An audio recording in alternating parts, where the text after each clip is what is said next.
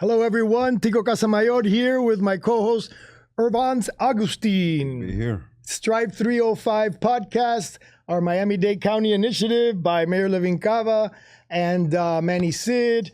And one more time, I think this is the last time I can probably say Anthony Bonami. Bonami. I said his name right. I've always said it wrong. Sorry, Anthony Bonami. He's ascending to a higher position. We're here today with our guest, Juan Alfonso from CES. But we'll get to him in a minute. Let me fill you guys in on some things that have been happening lately. We've been doing a lot. Yes, we've done a lot lately. We visited the Slam Radio offices. That was actually great. They're actually way more professional and like high level than I totally expected. But they're doing some really interesting things there at the Slam High School. Yeah, at the Slam High School, which is Pitbull's high school. Yeah. So they have a full out set up station there on Slam Radio 145. Super fun. I mean, that was super exciting. We got interviewed by them. We got questioned by the kids and their host, which is spectacular. And they had great questions. Like they really on point. At a really high level. Love it. Yeah. And then Larry the Amigo, just watching him do his thing on the radio. Okay. It's like, wow, man, I got it super inspired. I was going to retire and leave Irvans alone, but then hearing that guy, I go, Irvans, you're stuck with me for at least another couple of one of these podcast things, right? That's awesome. All right, another thing that we got done this recently was the ribbon cutting for one of our fellow ambassadors. Gasoline is her name. Lavish Hairstyles. Okay. So we did a ribbon cutting over there for her. Kind of like Coleridge, Richmond Heights. Where was it? Richmond Heights. Richmond Heights. At Richmond Heights. So we were all the way down south. My passport got me through all the way from Miami Lakes all the way down over there. 3 times I had to get through. But it was super exciting. That was fun. So appreciative. And then there was something else that he told me I couldn't say, but I'm going to say it anyways. Somebody with a company named Urban Impact Labs, right? Did I say that right? Urban Impact. Yeah, Urban Impact Lab. Okay. Urban Impact Lab, his company, by the way. They donated to her. Can I say the amount? Thank you. $2,000 check to help her for her sign because she was having issues. She couldn't afford to do the sign.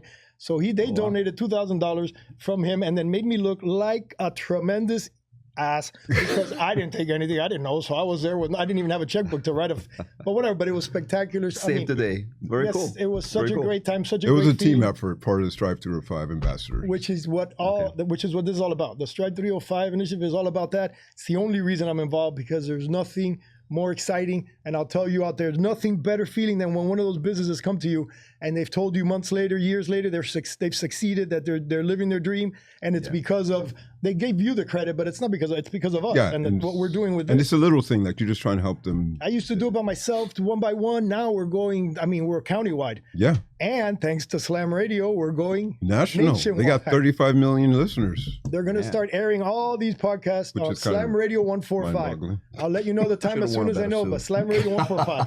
Look at these guys laughing while I'm talking.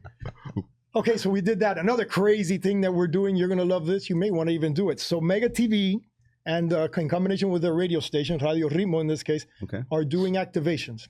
And we're going to be doing one, and you're going to see it soon on Mega TV radio. It's an activation, meaning that we're going to small business locations, and they're doing live broadcast TV and radio from there. They do promotions, 3 or 4 promotions before to promote the event. They do the event. We go live. We get interviews. We interview the owners. We interview politicians, whoever's there. And then they do post advertising for them. So it's a great way for them to get another boost in marketing, and in combination, they've come work together with us. We made a deal with Strive305, and they're doing this for small businesses throughout the county. Another spectacular, wonderful thing. Keep an eye out for those. Next week, I'll bring a little video clip of the commercial that we played, and maybe even some experts. That's right. They sent a video. Yeah. You saw that? It's one of the commercials. So we'll play it for everybody next week. And then another one that we did, this one I did by myself because nobody else would get up on a Sunday. Where's my camera? Nobody else would get up on a Sunday. Tico's the hardest. Nobody else would get up on a Sunday and go do a ribbon cutting for the farmers market in Hialeah. I was wondering if maybe these guys are all afraid to go to Hialeah, but it's Sunday, Hialeah, 11 a.m. We ribbon cut the new farmers market in West Lemont. Oh, wow. So West Lemont, you're from there. You know the area. Of course. So West Lemont now has an indoor farmers market. Who's hosting that? That is Diego, the one that we had. The one that was here? He was from the Farmers Market Collective Group, something. I forget the name of his company. But he has he does the Miami Lakes Farmers Market. The Miami Lakes Market. That's his. Yeah. So now he's got West Lemont, and this was for the first week. And the mayor went out, Mayor of Hialeah, Jacqueline Garcia Rose was out there. And we also had 2 councilwomen, Monica Perez and Melinda were out there. So wow, that's great. It ended up being a spectacular event. That's great. Oh, we did have one other ambassador out there. Millie was out there, Ambassador Millie. That's right. She lives on Hialeah. So she was there with me in support. First time they do this in Westland? Is that what it is? I think so. I don't know. Yeah, it just started. So and it was I haven't been to Westland in forever, but it's good to see like they're still doing things out there. Oh yeah. No, yeah. And then I found out there because the mayor mentioned it when she did her speech. Hialeah Westland Malls was #1 mall in the country. I don't know when, but at one point it was #1 mall in the country. I believe it. It's been there forever. It's been, it used to be. Yeah. And I'm walking through and I'm looking at all these national chains, big national chains in that mall. Yeah. So I'm like, oh my God, hello, Hialeah is a very dense, dense city. So, and one of the biggest in Dade County, or if not Florida. So yeah, it makes sense that that mall is very popular. Yeah. It's right in the center, too. So there's a lot of people that go in there just because of its location. 100%. So the farmers market is there now. We'll see how it does on Sundays. Yeah. Hopefully there's a social media link or something where I can go see it, take a look at it. The Florida marketplace, I think. Oh, it is? Okay. Yeah, and if not, go to mine, Tico Casamayor. I post all that stuff. This weekend I spend more time posting than I did eating because every event he makes it look easy, but this guy stays on roller skates. He's all over the county. 24/7, man. Right? You don't understand. My wife's about to kill me. I did 3 events, 2 ribbon cuttings on Saturday, another event, and then a ribbon cutting on Sunday. And this was a short, what do you call it, a light weekend. The weekend before was like 5 of those things. So I feel bad because I want to post these for the different vendors and the different businesses so that they can show them off. So I spend posting. I just hope my followers don't get mad and start dropping me because I'm putting out so much info. But anyways, you'll see all that there and the market, and I tag all of them. So, and also on the Strive305. Strive305 Hub. At Strive305 Hub is our Instagram as well. I always collaborate with that so that we have it on both things. Okay, I've talked too much as usual. You're busy. We're gonna go now We're busy, yeah. We're gonna go now to the most exciting part of the podcast, and you're gonna like it because it's always He's the most cool. exciting part of this part. No, sorry. Second most exciting. Oh, wait, hold on. Okay, I can't wait to hear this. No This pressure. is the Miami Minute. The Miami Minute by Irvans Augustin. He always has information that I learn every time, and I figured I knew everything about this town, but you'll see. Take it away. It's a little fun little thing that we do. Actually, I was inspired by a conversation you had when you said your air conditioning went out this week. Oh, yes. And then so it just made me think for the Miami Minute. So welcome to the Miami Minute, bite-sized insights into history and random facts about Miami for your day. And today, we're talking about heat. It's summer in Miami. The heat is on, and across the country, heat domes are making things downright miserable. But here in South Florida, we've been handling brutal summers for over a century, way before air conditioning became a thing. So how did Miami stay cool before air conditioning? The real answer is design, a lot of common sense, ice, and innovation. First, they started with like the old Florida homes. Before there were compressors, air vents, and there was craftsmanship. Early Floridians relied on the power of design to cool things down. Homes were built with high ceilings, wide porches, and large windows, and they positioned them to catch every single breeze that came through. Cross ventilation wasn't a trend. It really was a survival techniques, and the homes were literally placed and designed in that way. Roofs extended out over the block, extended out to block the sun, and shutters weren't just for decoration. The houses were often raised to allow airflow from below, and it was cooling by design, and it really worked. Now let's cool things down a little bit, literally. Before electric refrigeration, Miami depended on ice, which was originally shipped down by train all the way from the north, and it was expensive and slow and really unreliable. But that changed in the early 1900s when Henry Flagler, yes, that Flagler, built the first, the Florida East Coast Ice Company right here in Miami. It was a game changer. Local ice meant better food preservation, longer fish hauls, and cooler homes, all thanks to blocks of ice delivered straight to your door. And by the 1920s, even Florida Power and Light got in on the action, and they ran ice plant in downtown. Like Florida Power and Light used to like do literally everything, bring electricity and they bring ice at the same time. Kidding. That's what I mean. Every time I learn something. As technology evolved, air conditioning began to show up, but not in homes, at least not yet.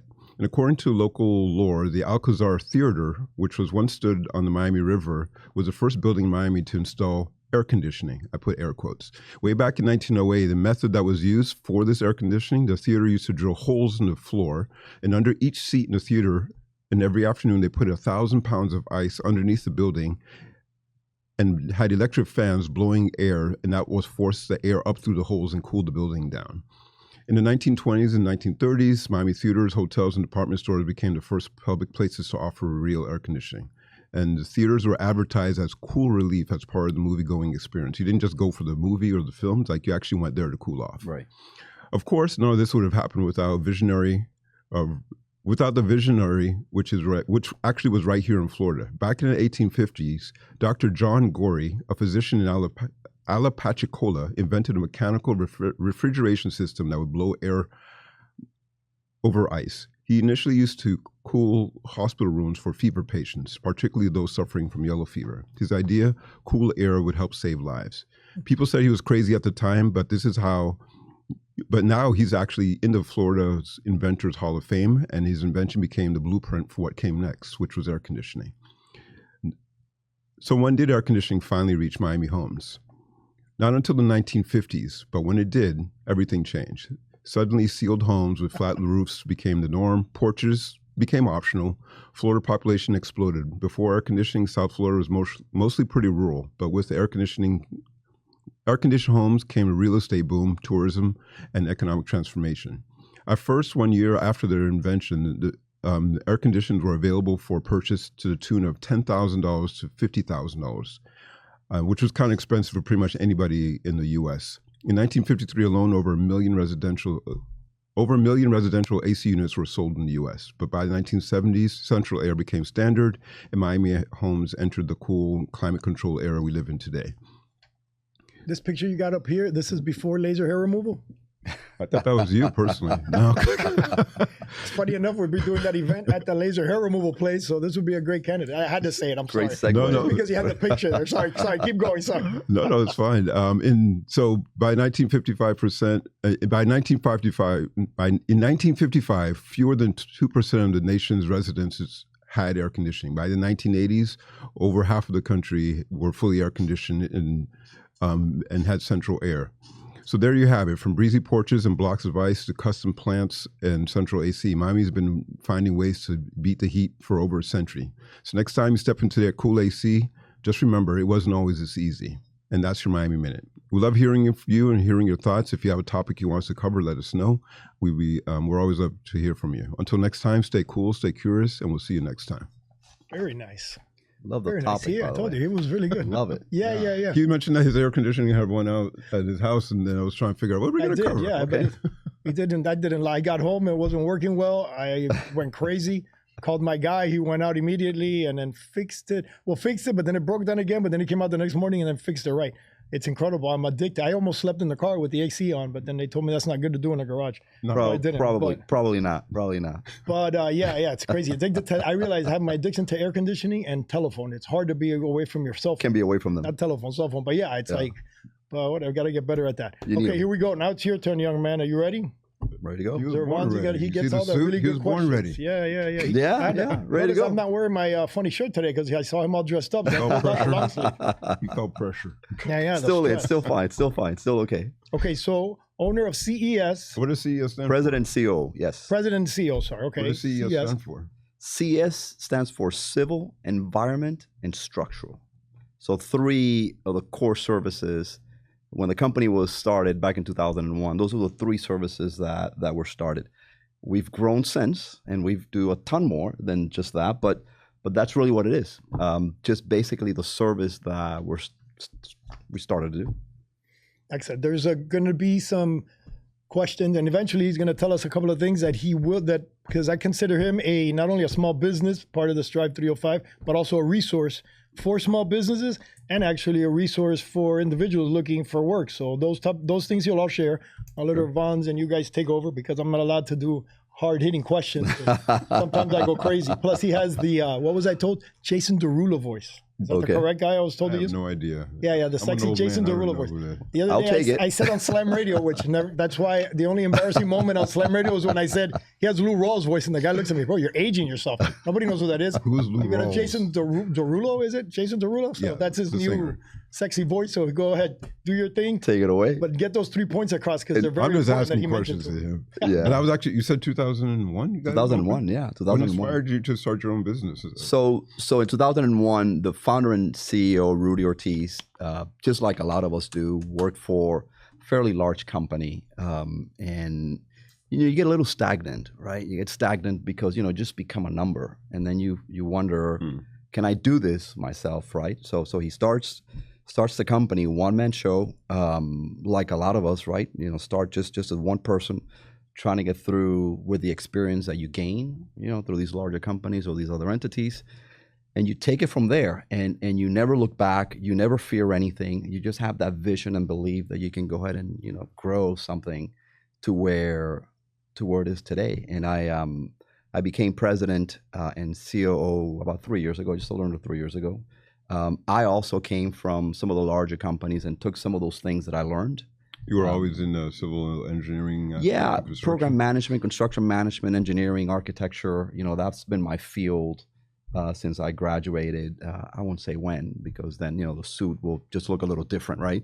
But we were all born in the 1900s, so don't worry. There you go, somewhere in there, right? Somewhere in that vicinity, right? Without outlining exactly when. But the point is that I started in the business, worked for some pretty large companies, sort of grew a little bit of a niche on the things that I like to do. And it's a little bit of my belief into, of how do we grow and how do we become bigger, how do we become, larger, and more importantly, developing and doing something meaningful, right? So I did that and came into CES and basically took over the leadership on the operations, on the growth, on the strategy.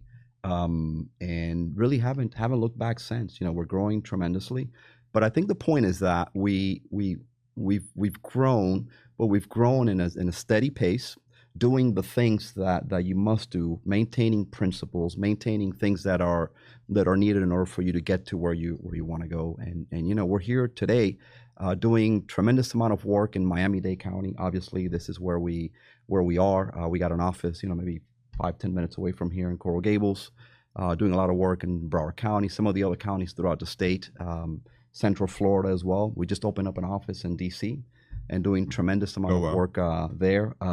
We've had a really steady presence in New York and New Jersey, doing the very same type of work, engineering, inspection services, resident engineers, that type of work. And we're starting to look at the center of the United States. We're looking at Texas. We're looking at the West Coast and LA, and growing and expanding tremendously, but started really as a very small business, again, an army of one, and have developed it since. That's awesome. What do you recommend for a small business that is trying to expand and grow in the way that, like, what's it taken for you to grow to that way, like to step out of just like Miami and leapfrog into other states? I think you must segment your mission, right? I think you must segment that and make sure that it's deep rooted, right? I always say that there's 3 fundamental questions, out of which one is really, really important. The what you do is important, who does it is important, but why do you do it is fundamental. It's critical, because generally that comes from deep inside of why it is that you do something. What's your why?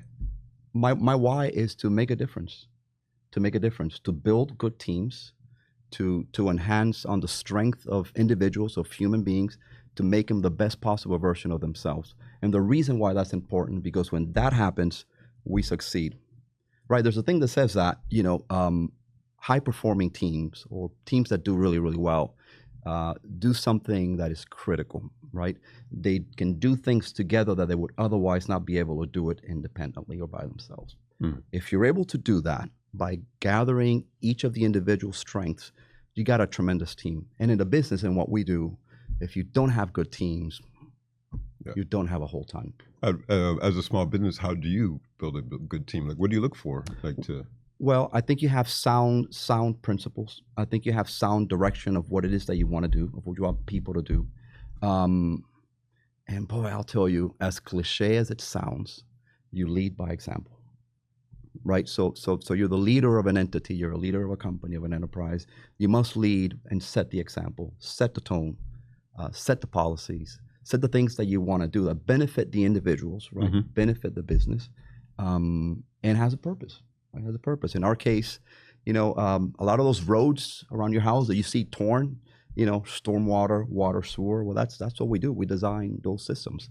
So as much as little fanfare as it gets, because the stuff happens underground, it beats up your roads, and people get upset. Why am I driving through these beat up roads? But there's a purpose behind it, right? Especially now when we see a lot of the things. Stormwater, see a lot of flooding, and we handle and we take care all of that. So we've been doing that. We also do construction management. We manage the construction. So we put teams in place where, again, we focus on team strength to develop, these opportunities and generate successful outcomes. You manage the repairs. Do you do the underground, the sewer, when they have to do all the repairs because they're aged out, the pipes and all that? So you guys work on that part of it too? Yeah, we do. We do a lot of the design. So the designing or the designers that work on that from our end, we provide a lot of that service here in Miami-Dade County with Miami-Dade Water and Sewer and other agencies throughout the county and South Florida in general. Yeah, the liners. You have the liners that they do now. Is that something that you are behind? Do you agree with that? Our team design those. A team are involved in that, and Instead they work of having to dig out. They line from the inside, and they work hand in hand with contractors. By the way, it's all total team effort. And an interesting point to make there is how there are smaller starting entities or companies, particularly on the contracting side, that are starting to get into the business, that are trying to get in the business, that we want to participate, we want to partner up as their designers, right, and help them in the industry to get a setting, get a footing. To make that's the part about the small businesses that I was talking about. To work with you guys directly. Yeah, we do that. We also encourage participation on the engineering side with companies that are starting, right? And these are companies that are 1-2 person companies that are just getting kicked off. In some cases, these are individuals that have either worked with us before or have worked with larger entities that would partner with before. And we encourage that they do their own thing, but instead of leaving them out there to fend for themselves, to try to figure it out, we don't partner with that larger company, but now we partner with these smaller entities of these folks that we've had partnerships before. In fact, these were the engineers, these were the folks that we were working with that now have their own company, and we encourage and we help them by bringing them into our teams. Right, to subcontract directly, and have the ability to kickstart and get into. So you engineers, designers, like what are the contractors? For the most part, I mean, mostly structural engineers that we've worked with, electrical engineers that we've worked with, and these are smaller companies again that are starting. That we give an opportunity to join our team and be part of it. Again, it's just an opportunity. It's just somebody just be giving a chance to join a team. No, I think that's great. Exactly, like kind of what Tico was saying. Yeah, I think not to promote. Ourselves again with the Strive305, but that's one of the big reasons he's here right now. Like a resource. Here's a resource for all those small businesses looking for help. Hope we'll get you added to the website. So people looking, how can I partner up with bigger companies to work to grow my company? There you go. There's your answer right here. This is one of the biggest reasons that Juan, I wanted him to be here, because he's helping all of these small businesses. Which is what we're all about, the Strive305. And not just here locally, like if you're working across the East Coast and moving into the Midwest, I think that's a really interesting opportunity, especially in that field, because, like you said, it's a very specific niche, and then you're also working with the government on top of that. As a small business or individual contractor, like being able to navigate to get in would be. If it sounds daunting, so it sounds like working with a contractor like yourself that's already kind of built those connections and built those relationships to connect with would be great. And how do people get connected with you to find out like how to work with you? Well, we're on social media, cesconsultants.com. We're on LinkedIn, and we do a lot of posting and awareness on. I'm going to do what Irvans has done and write this down, and they're going to be added to the Strive305, so people can find you there as well through the Strive305help.com website. cesconsultants.com. And we're also on LinkedIn, also CES Consultants. And then I have to tell you that one of the things that I have strived to do is to go out there and bring awareness to participation on various groups, small business, women entrepreneurs, and working with several chambers that promote the growth of these groups that would otherwise not just have that same opportunity. Because when we all started, we needed that hand. We needed somebody to just reach down and just grab the hand and say, hey, give us a push, give us a little bit of help. And that's why, a program like Strive305 is just so significant and so tremendous in the message that it's sending and promoting that support that's sorely needed by starting in small businesses. And I'm one of those that was there at some point and want to go back and reach back out and say, hey, That's what I was going to ask you about, two things. One, I was going to say, on the Strive305, he'd be a great person to test out the AI on the site. Are you aware of the AI comply that we have on there? No, I'm not. Great moment to talk about it. You want me to do it, or do you? Yes, because I love this part. Okay, so one of the biggest struggles that a business has when they're building a new facility or updating their facility is the plans, right? You got your architects and your plans. Sure. You submit those. I'll give you an example of a new business that opened up, a restaurant. They submit their plans, and it comes back. No, you have this wrong. You have that wrong from the county, and then submit it back. No, this is still wrong. They went a year and a half paying rent, not able to open because they're not getting their plans approved because they kept little mistakes here and there, right? So the Strive305 in partnership with AI Comply, I think it is, we have a software in there where you submit your plans there to the AI. And within 48 hours, you get a readiness report using the county's information to tell you what's wrong. You know, if there's anything wrong with it, if you cross anything. So you don't have to wait to hear back from the plan. Before you submit. Before you do submit. this. I mean, maybe something still goes, but the best case is, I mean, you have it already. Everything is read for you, and then you can now submit plans that are a lot closer to ready than the issue that restaurant had, for example. So it would be great. We need help. People going in there, checking it, telling us what's wrong. Because all that is updatable, including the website. We meet weekly to update the website and add more information. Our meeting's on Wednesday. You are going to be added on Wednesday to the site, so you're a resource. You get it. So companies like yours would help us make that better and tell us, Tico, if this worked, does this work? What questions should we be asking, so like, is the AI even giving the right information and that kind of thing? Right, and that company that's doing this for us, that's putting it in there for us, obviously they're a company, they need to succeed, but you're going to go in there, you're going to run it, and as a company, you're going to see, wait, look at all these other things these people have to offer, because you can go next level, because they're made for architects, engineers, you know, where you can actually go in and they'll show you what's wrong on the plan and the exact location, you know, for monthly subscription or whatever. But for us, it's free. For our regular people, you know, to put in that readiness report, it's a free service through the Strive305. That's tremendous. So it's something that might help, you know, the world of AI now coming in. Well, you know, we deal with this all the time, right? As engineers, as designers, you know, we have to get our plans, you know, permitted. We got to go through that process. And AI is all fed by the county. What the latest information? We're constantly getting it fed by the county. Stuff you might not even know yet.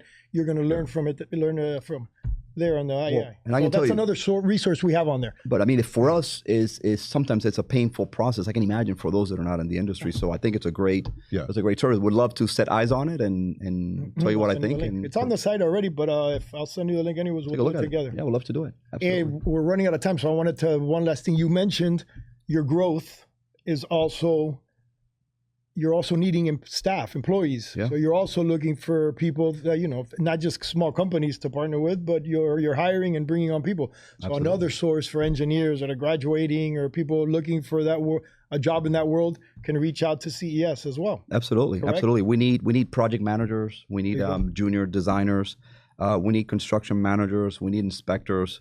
It's a tough environment right now just to find people. Yeah, it is. But any opportunity or chance that we get to just kind of promote that need, you know, we're certainly going to do it. So, I mean, my information is available. So if there's anybody that's interested in coming in and joining a great team, we just did karaoke last Friday. So we just don't work, but we also sing, we play kickball, we do bowling. We do a lot of fun stuff. I saw that on your social. What was the song you sang?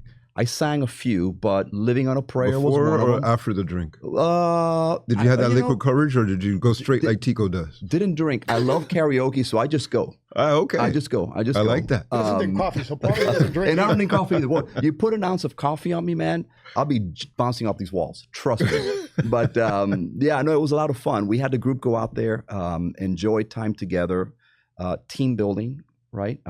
Which is, I'm all about that. Have a good team. Good things will happen. Excellent. That's good. All right, I think let's say our thank yous. Thank you to the person whose name we're not supposed to mention. Right, correct. Manny Sid. We're not supposed to say his name. He doesn't like to be mentioned. Sid Manny or Manny Sid. You shouldn't say his name, so we're not going to say Manny. Heard of that guy before. We're not going to say Manny. So our favorite person, even more favorite than Manny, that's not going to be with us anymore. Anthony Bonami. Bonami. Anthony. Well, now we get to hire him because now he's going private sector. People, so if you want county knowledge and that you can pay for it now, Anthony Bonami is your guy. Okay. And then we, of course, the big dog, Mayor Levine Cava, who is this is her initiative, and why she's the one that gave us this platform. So thank you to her. Thank you to Community News.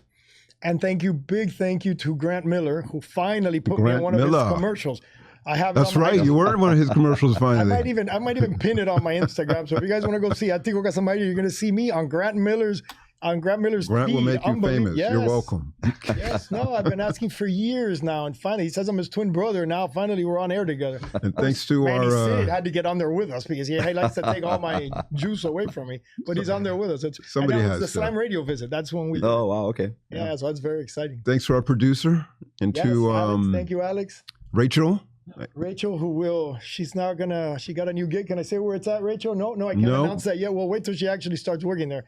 But it's very tropical and very exciting. So I'm actually glad. Without Rachel, you're going to have to wear the red shoes like she does now. Oh, my God, yes. I'm going to have to work for a change.